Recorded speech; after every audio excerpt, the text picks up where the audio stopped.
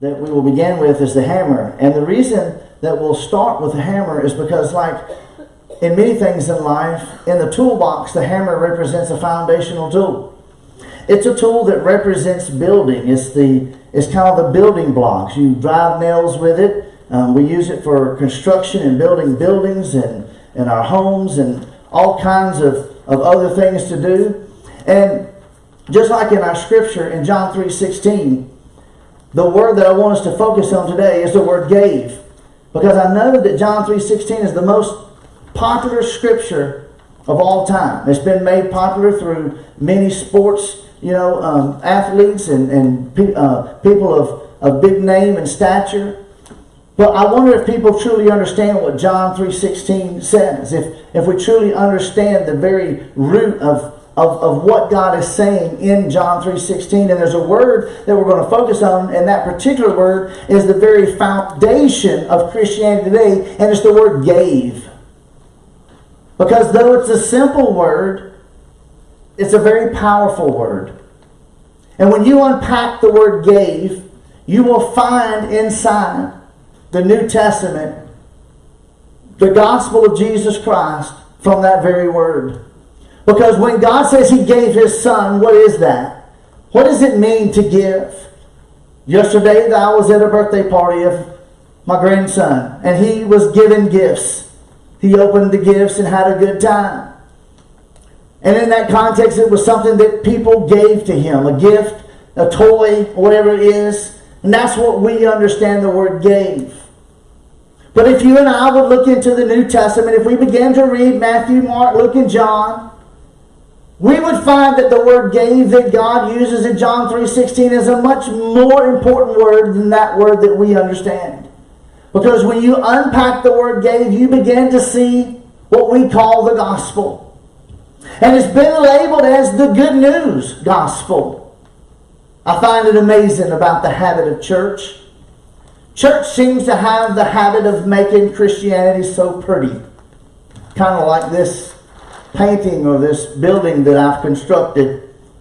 I don't think that it's as pretty as some could probably do, but today it's my pretty. It represents our pretty little house, our thing we call church, our Christianity.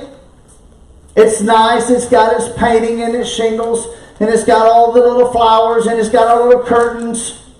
And I find it amazing that for some reason or another, the church has an unquenchable thirst of making Christianity so pretty.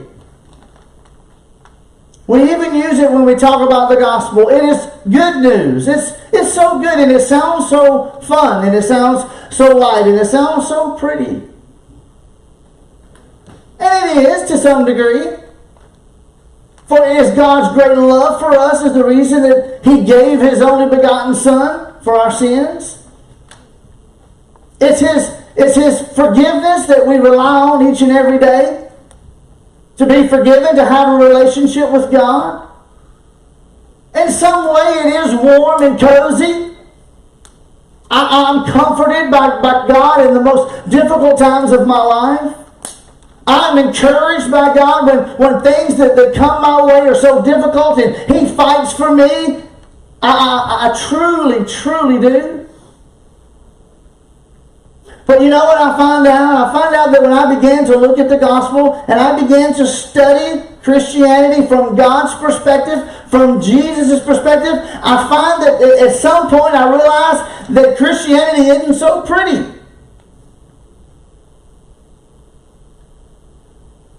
And as I began to study and was going over and preparing for this sermon, and I knew that in my heart that God wanted to do something impactful in my life and in others, God began to ask me a question about this image. He began to ask me, is this the correct image that would correctly reflect the church and God's vision? Is this the image that if I was to take someone who has never known Christianity, who has never been to a church service, who has never attended Sunday school, who has never been on a Wednesday night, ever attended a Bible study, if I had asked them to read Matthew, Mark, Luke, and John and paint me a picture that would most successfully reflect the church Is this what they would paint? God had me focused on this. And I couldn't understand why. Because to me it makes sense. I mean, I got my hammer and the word build is in the Bible. Jesus Christ says, even upon this rock I'm going to build. We have the story of the wise man who builds his house on a rock and not the sand. It's there, and that we would build ourselves a temple that would glorify God. And I would honestly tell you today that I would believe that if I wanted to build, I would want to build with excellence. And I would want the pretty trim, and I would want the curtains and the windows, and I would want the flower beds to look better than the one that I have in my own home. If I wanted to build a church, I would want to make sure the cornice was alive and pretty, that it didn't leak, and it had a good roof, and it had a good foundation. To some degree it made sense, and God kept telling me, He says, but I want you to look again. Take one more look. And I ask you, does this reflect the church? And I paused and I began to think and I began to wonder, what is it that God is wanting me to look? What does He want me to see? God asked me another question. He said, where's the passion of my church? Is the passion in the tithes? Is it the passion in the prayers? Is the passion in its attendance? If this represents the church and its passion, God asked me, He said, then why don't my people pray to me every day? Why aren't my people reading my word?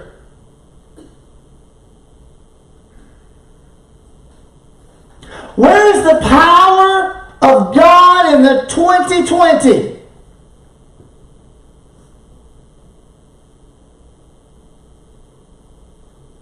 Where is God's power in their homes? Why can't they overcome the addiction? Because I've given them the power. I've told them in the Scripture, for all things are possible with Jesus Christ. But they can't seem to even clean up their own language. They talk about one another. They gossip in the church. The children are ugly. When we pull back the curtains, we don't find a pretty house. We find arguing and division. Churches are dividing. They're leaving the pews. They're mad at the pastor. They don't like the Sunday school teacher. They don't like the songs. They don't want to listen to the testimonies. They're tired. They're sleepy.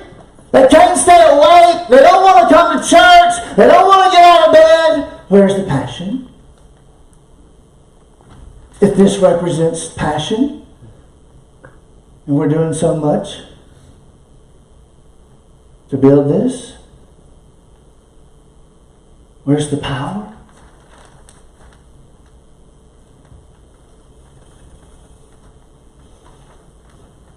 The interesting thing about this tool, it's a very powerful tool. Do you know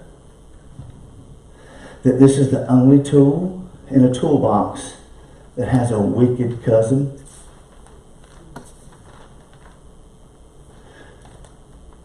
With the very same building tool, it does the exact opposite. Did you know that? With the same tool that we build brand new buildings, put in nice new nails and new screws. No one wants to use crooked nails. It's the very same tool that we use to demolish and tear down. It's the only tool in the toolbox that has a split personality. With one it builds, but with the other it destroys. And as I began to ask God and to reveal unto me what it is He's wanting me to see, He's not telling me He doesn't want me to build, because He does. He wants me to build. But if I don't understand the gospel, I don't understand God. Because you and I are not new buildings. You and I are not new creations. We are old, filthy, and nasty. We are full of sin and flesh. We have already been made. And the problem is within inside the church, as God began to show me, is we're trying to put new paint on an old building.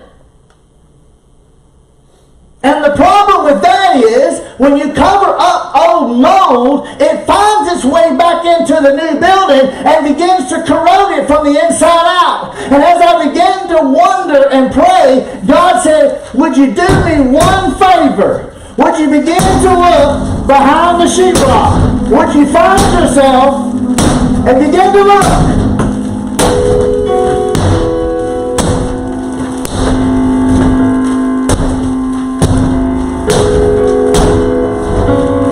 What's behind the church? What is behind that sheetrock? What do I find? Tear it down, church.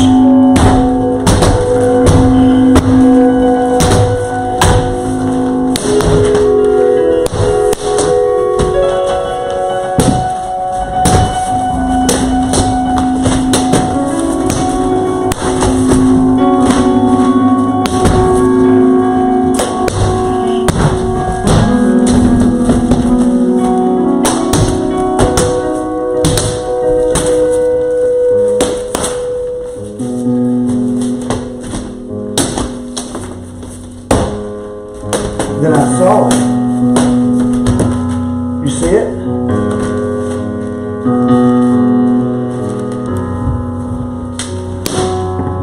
You see it?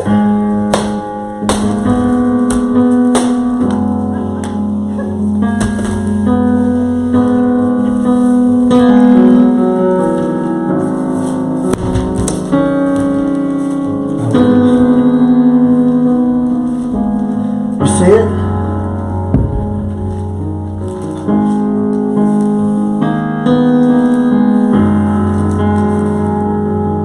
Black. There's a structural problem.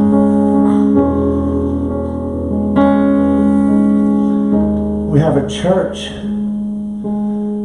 that looks gorgeous on the outside. It's covered in sin on the inside. It's black.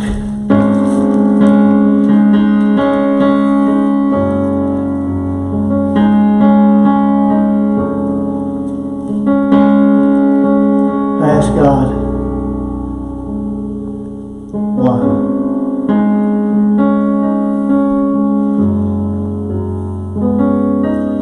Because John the Baptist said,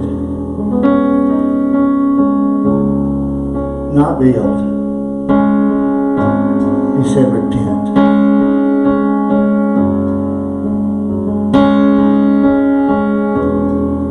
He didn't say pay your tithes. He said, repent. He didn't say, go to church. He said, repent.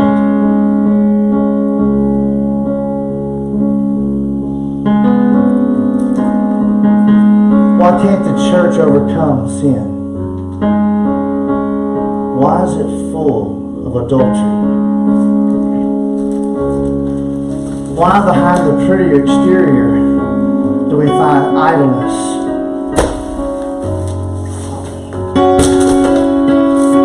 Pornography, arguing, calling each other names, dissension in the church. Why can't God's children go on?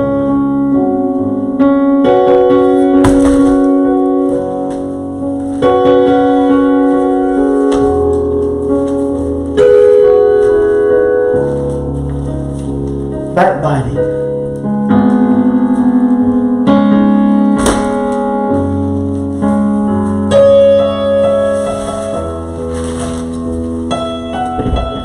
division.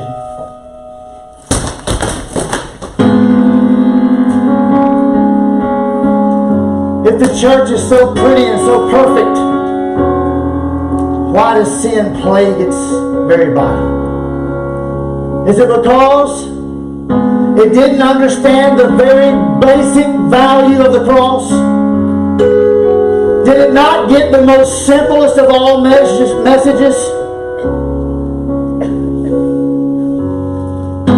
Does it not understand John the Baptist? Before salvation can happen, repentance, turning from sin is a must. You cannot be whole and you cannot be righteous without repentance. Until you hate sin, you cannot be born again.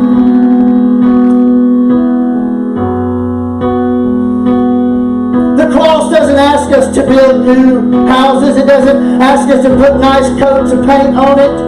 But what it does ask us to do is it asks us to cover our sin in the blood of Christ. It asks us to repent of our sins because we can't do that for ourselves.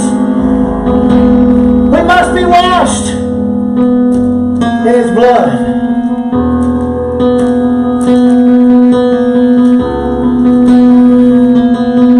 Without the blood of Christ,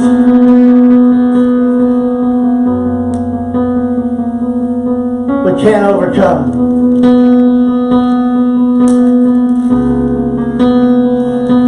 There's power in the blood, according to God.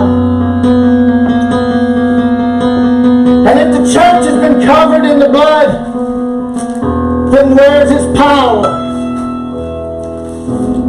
Why can't it overcome?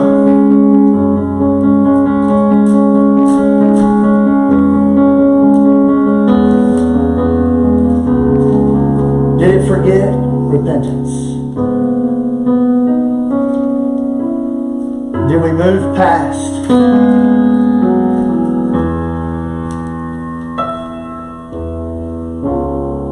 the blood?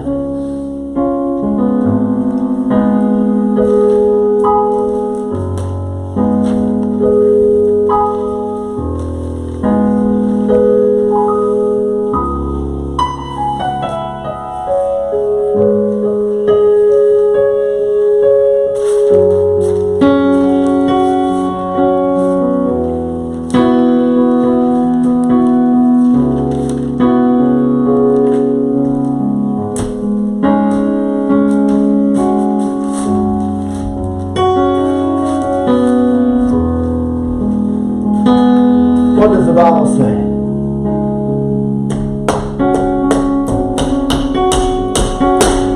It says they nailed Him to a cross. I wonder how pretty that must have appeared. Because the church is building such pretty buildings. And we're acting as though we're so perfect and righteous. Because we got to be right. Because we're judging each other. We're talking about one another. We must be righteous. We must not need the cross.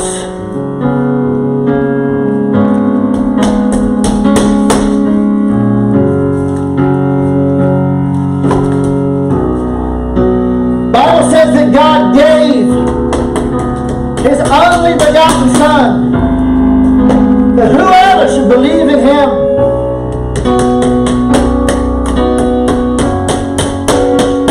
shall not perish,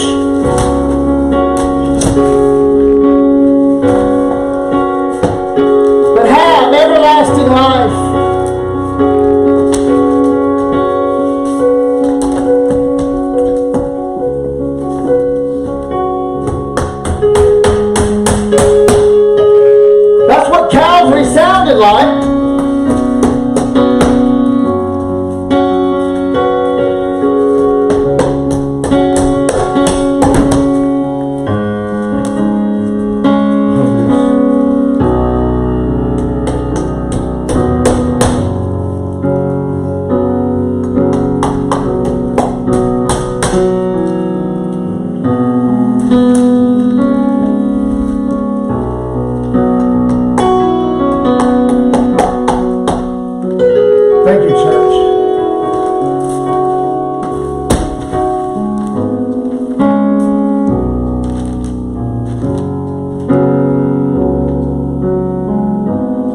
The Bible says Jesus' body was broken for our sins.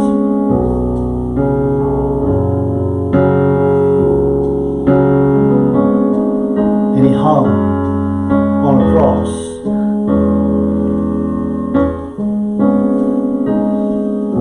If that's what Jesus died for, then why is the church full of it today?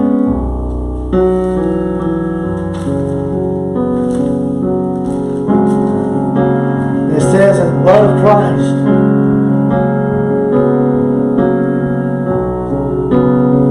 ran down the cross.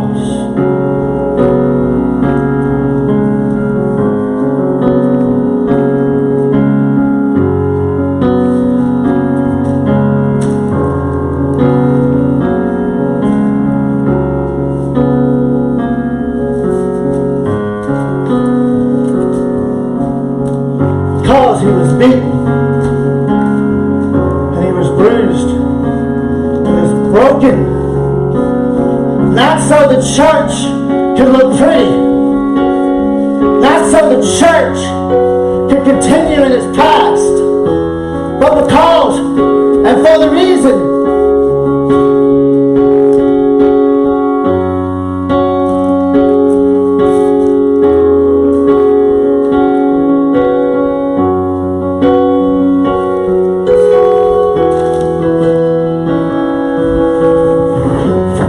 that it can be forgiven.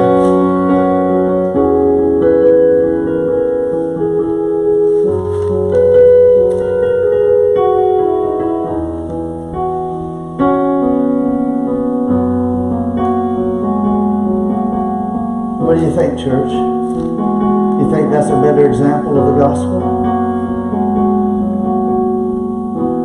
Is that not a better example of a saved life? Broken before God. I can't be perfect. If you don't understand the gospel, that's why the church is not getting along. Because you can't be perfect. Because you're sin. You're flesh. And you're going to constantly make mistakes. And you're going to constantly mess up. And that's why Jesus went to the cross and not another goat. That's why God sent His Son in the world and not another ram. That's why the blood of God runs on the cross and not the blood of just some animal. Because we needed a permanent forgiveness. Because we are permanent sinners. 1 John says, any man says he has no sin is a liar, and the truth ain't in him. Any man says he has no sin is a liar, and the truth ain't in him. Any man who says he's never had any sin is a liar, and the truth ain't in him. He didn't say it once, 3 times. Why are we trying to build perfect, innocent homes?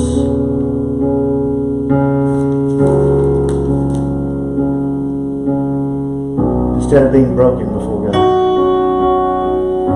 God's not ashamed of the cross. Why should you? God's not ashamed of what His Son had to do. Why should we? Why do we have to look pretty and perfect to be considered righteous? I don't get that. And if you think I'm righteous, and that's why you don't like me because you judge me, then you misunderstood the cross, not me. I'm never going to be perfect. But the one who hung on the cross is.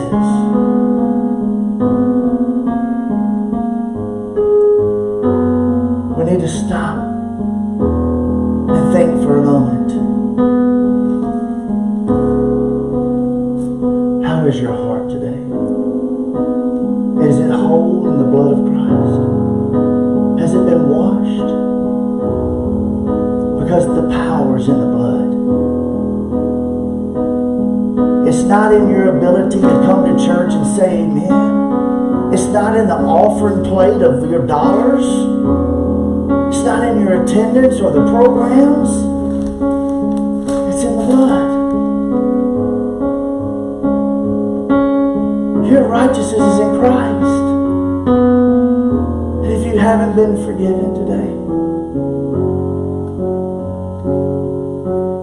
if you don't have passion for God in your private life and at home, I ask you to inspect the wood of your building. Look at the interior walls and ask yourself, have I repented of my sins? Have I turned away from all of that stuff? I don't care if you're 5 or 500. If you've been washed and forgiven in the blood of Christ, you have the ability to live in Christ. You have the power to choose to do better.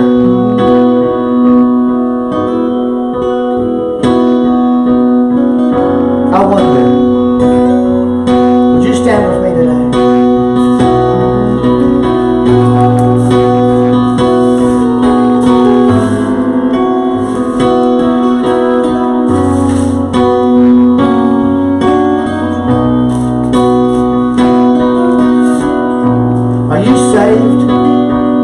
For real? Or are you just painting the exterior of your building with church stuff? Are you saved, or are you just concerned about what somebody beside you thinks about you? Are you saved from the inside? Are you an old building that's been broken? Put back together perfect, washed under the blood, because that's what we're looking for. We're not looking for perfect buildings. We're looking for washed under the blood, because that's the church. That's the church until we get to heaven. This is the church, covered under the blood. It's messy. This is church. Saved today? Or are you just playing? Do you have passion for God? Or are you just playing? Would you bow your head with me this moment?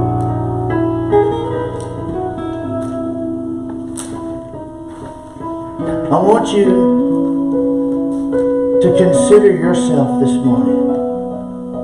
Church, don't leave here this morning thinking Brother Kevin put on a good show and I'm all good, because I want to tell you something. Our children are the examples of what we're teaching, and our colleges are filled with alcoholics and drug addicts who came from our very own youth programs. As soon as they get old enough not to come to church, they don't. I want to know why. The only thing God can show me is because they're not covered in the blood. Are you saved today? Ask yourself, dig deep. Are you saved? Your life can change right now.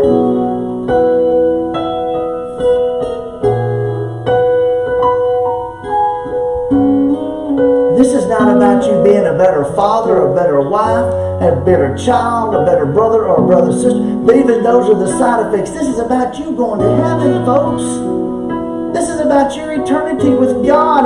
And I want to ask you right now, if you look at your outside and you look just like you did before you claimed you got saved, you're probably not saved. And what you ought to be concerned is not about how you treat your brother or your sister, but how you going to get to heaven. And God will do the rest. Ask these young ladies over here to my right.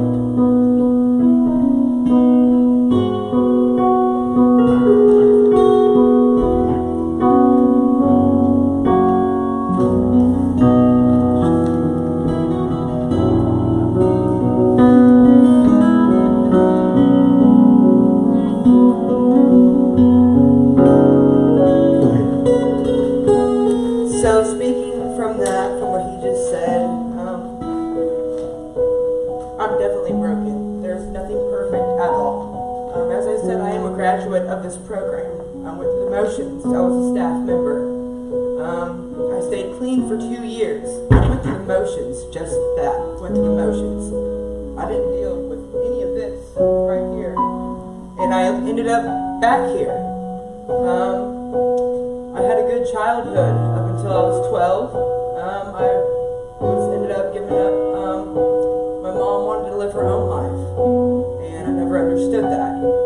But I just shoved it down, kept shoving it down like I did for the rest of my life, and moved on to live with other family members, which kept happening until I was 16, and then I was emancipated to be put on my own.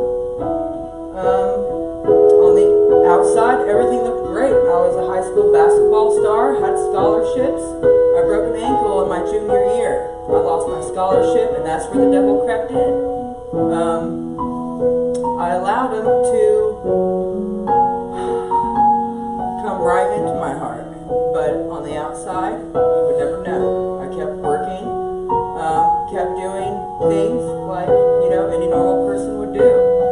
Then it all fell apart when I was 18 years old. Went to rehab for the first time, caught charges, got back out, kept going to work. I never had God in my life, not once. But little did I know that He was there the entire time. I ended up, I'm going to skip forward a little bit. Throughout my entire life, God's been there the entire time. I just never gave Him the glory, and I never gave Him any praise for anything.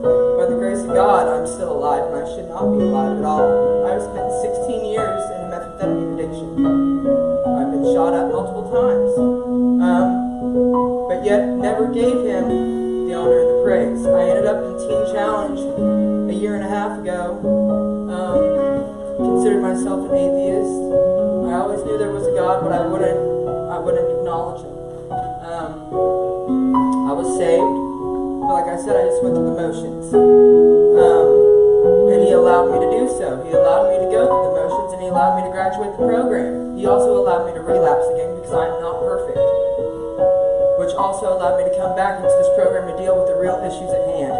The things that I did not deal with when I was here before. Which is the unforgiveness for the sins that I've committed to everybody around me. Which right now, it's a daily struggle. But the words for the grace and His mercy and how wonderful it truly is, I can't describe. I cry every day. There is nothing beautiful about being broken. There's nothing beautiful about being on the cross for what I've done. The things that I've done, they're not pretty at all. Those are the ones that He loves the most. And I thank Him every day for saving somebody like me. I thank you very much for letting me speak.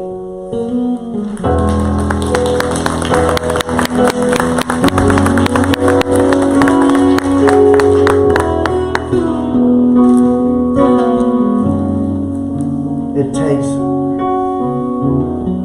more courage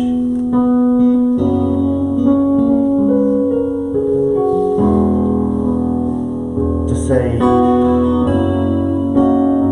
I'm not saved and need to be saved, than it does to go on just living your life as a lie. I'm not going to lie to you, it's hard. But the reward is much greater. I'll open up the altars this morning.